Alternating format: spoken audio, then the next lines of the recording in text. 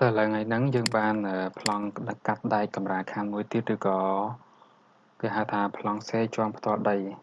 អញ្ចឹងអានេះប្លង់តាមពិតវាបវលទេវាបវលណាវាបវលយ៉ាងម៉េចចេះបើយើងគិតតាមទិសដៅផ្ទះរបស់យើងវាប្រឈរអញ្ចេះវាប្រឈរអញ្ចេះប៉ុន្តែដោយសារតែវាឥឡូវមើលចឹងក៏បានដែរមើលចេះក៏បានដែរ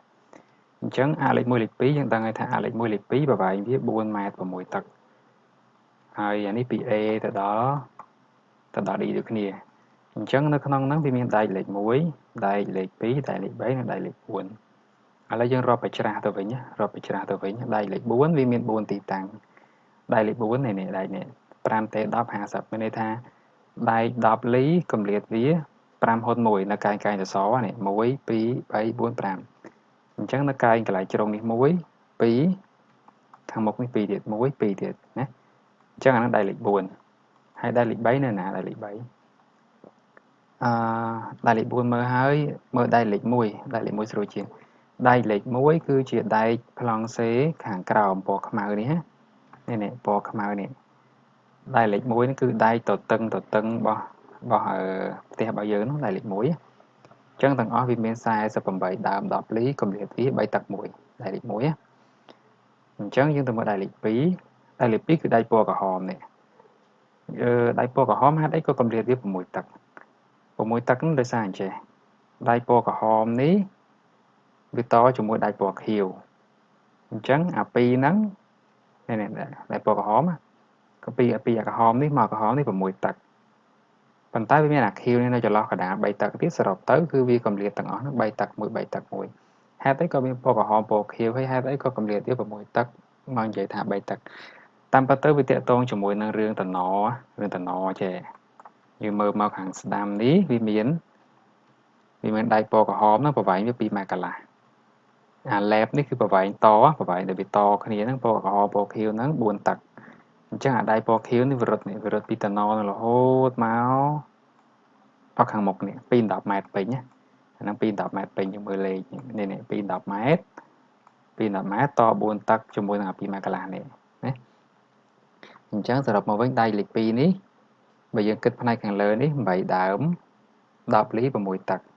តជាមួយដែកលេខ3ពណ៌ខៀវនេះបាទ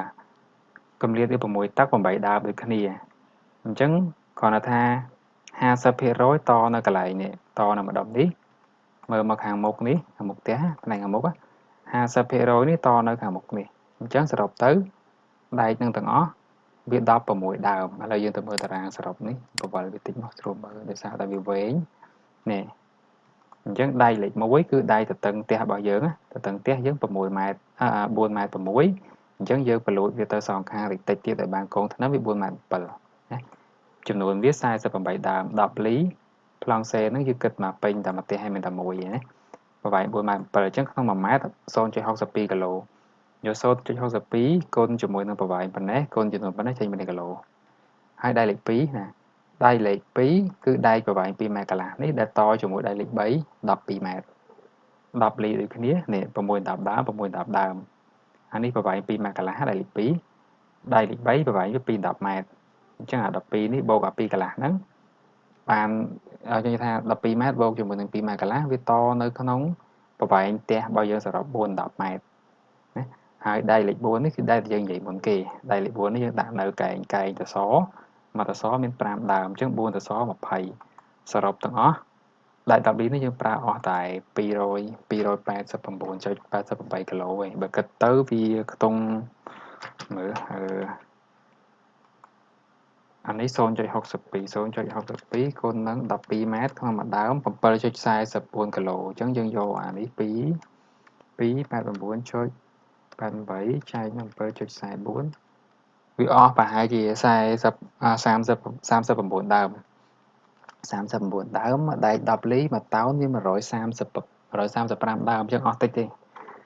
ដែក10លីយើងប្រើសម្រាប់ការងារប្លង់សេហ្នឹងអស់តិចទេហើយអាពណ៌ស្លេតនេះគឺប្លង់សេគឺធ្នឹមជាន់ផ្ទាល់ដីដែលយើងបានចាក់ហើយ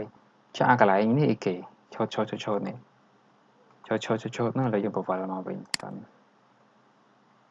បវល់ទៀតដើម្បីឲ្យវាត្រូវជាមួយនឹងទិសរបស់យើងនេះភាសាប្លង់វាធំមកបវល់មកចេះមក អញ្ចឹងយើងចាប់អារម្មណ៍មើលអៈ C នេះអក្សរ C កែងជាមួយនឹងអលេខ2បាទយើងទៅមើលប្លង់អង្គតិចរបស់យើងកាលពីមុននេះអក្សរ C កែងជាមួយនឹងអលេខ2អញ្ចឹងម្ដុំកន្លែងនេះវាមានបន្ទប់ទឹកនេះមួយមានបន្ទប់ទឹកនឹងមួយអញ្ចឹងអានឹងមើលឥឡូវយើងមើលបញ្ជាក់បន្តិចទៀតមើលនេះស្អីបន្ទប់ទឹកមួយនេះយ៉ាងម៉េចអាផ្ទៃនេះនេះ1 ម៉ែត្រ 3 ហ៊ុនពីនេះមកគូវាមើលតិចយ៉ាអានេះដូរទៅពណ៌ក្រហមអត់បានណាដូរចេញពណ៌ខៀវឥឡូវទៅចឹងសិនណាពណ៌ខៀវក៏ខៀវមកប៉ុណ្ណឹងមកអញ្ចេះ1 ម៉ែត្រ 3 ហ៊ុន 4 តឹក 1 ម៉ែត្រអានេះសរុបមកដល់នេះវា1 ម៉ែត្រ 1 ម៉ែត្រ 4 តឹក 2 ហ៊ុនមកដល់កែមនេះដល់កែមប៉ុណ្ណឹងអញ្ចឹងផ្ទៃប៉ុណ្ណឹងយើងនឹងទម្លាក់នីវ៉ូវា7ហ៊ុនកន្លះផ្ទៃប៉ុណ្ណឹងណាអានេះដាក់វាទៅជាពណ៌អញ្ចឹងវិញឲ្យស្រួលមើលបាទផ្ទៃប៉ុណ្ណឹងដាក់ពណ៌វាចេះមួយសិន50មើលចេញអូអត់បានអញ្ចឹងវាអត់ចិត្តអត់អីប៉ុណ្ណឹងក៏បានដែរអញ្ចឹងគឺអាផ្ទៃប៉ុណ្ណឹងយើងនឹងទម្លាក់នីវ៉ូវាចុះឲ្យទាបជាងអាផ្ទៃប្លង់សេខាងក្រៅដោយសារតែវាមានទីតាំងបន្ទប់ទឹកហើយចុះអាមូលនេះអីគេមូលនេះចេញពីអនេះចេញពីអលេខ2មក5 តឹកកន្លះហើយចេញពីអ C ឡើងលើ4 តឹកកន្លះអាហ្នឹងគឺជាទីតាំងរបស់នេះរបស់ប្រគុណនេះតាមពិតវាមិនមែនមានតែអាហ្នឹងមួយណាវាត្រូវមានតយោកន្លែងឡាបូលាងដៃនេះហើយវាត្រូវមានតយោកន្លែងអាចថាមានផ្កាឈូកយើងមានស៊ីហ្វុងទឹកមួយទៀតកន្លែងហ្នឹងណាអញ្ចឹងលក្ខណៈវាចាំលម្អិតនៅពេលក្រោយឥឡូវសម្បត្តិអាហ្នឹងតិចសិនបាត់អាហ្នឹងតិចសិនសរុបទៅយើងក្នុងប្លង់នេះយើងចង់បង្ហាញតែពីរបៀបអានប្លង់កាត់ដែកជានឹងការតម្រៀបដែកប្លង់ស្អីចំតដីឯងសរុបមកវិញគឺដែកវាគម្លាត3 តឹកមួយដែក10 លីប៉ុណ្ណឹងដែក10 លីដើម្បីបញ្ជាក់បន្ថែមឥឡូវយើងទៅមើលរូបថតតិចកន្លែងទម្លាក់នេះកន្លែងទម្លាក់នេះអញ្ចឹងវាយ៉ាងម៉េច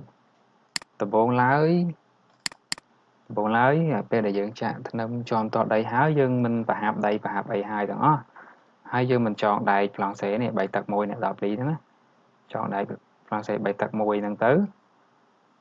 យើងទៅមើលកន្លែងទម្លាក់កន្លែងទម្លាក់មិញហ្នឹងអានេះដូចគ្នាទេអាយ៉ាហួរទៅដល់ណានេះអញ្ចេះកន្លែងហ្នឹងណាអានេះប្លង់សេបាតផ្ទះទូទៅធម្មតាអានេះគឺជាកន្លែងបន្ទប់ទឹកនេះឃើញមានតយោបកុនមួយមានតយោបកុនមួយអានេះគឺមានតយោស៊ីហ្វុងអូអាខាងនេះមានបកុនមួយហើយមានតយោស៊ីហ្វុងទៀតអញ្ចឹងហើយនេះអញ្ចឹងទៅពេលដែលយើងចាក់ប្លង់សេហ្នឹងហើយអាផ្ទៃប៉ុណ្ណេះគឺវាទាបជាងបាតផ្ទះរបស់យើងហ្នឹង7 ហ៊ុនកន្លះងាយស្រួលដើម្បីយើងសេរីនីវ៉ូបន្ទប់ទឹកហើយអានេះវាថតឲ្យជាប់នេះខាងក្រោមធ្នឹមក្បាត់របស់យើងហ្នឹងវាមានតយោបកុនហូរចេញអានេះតយោងូតទឹកតយោហ្នឹងគឺវាហូរចេញមានហ្នឹងអាចមើលយល់ប៉ុណ្ណឹងឆ្លៀតបញ្ជាក់បន្ថែមបានបន្តិចដើម្បីឲ្យយើងងាយស្រួលយល់ហេតុអីក៏យើងចាក់ធ្នឹមក្បាត់នេះមុនហើយចាក់ប្លង់សេតាមក្រោយអាហ្នឹងវាសារតែរឿងហ្នឹង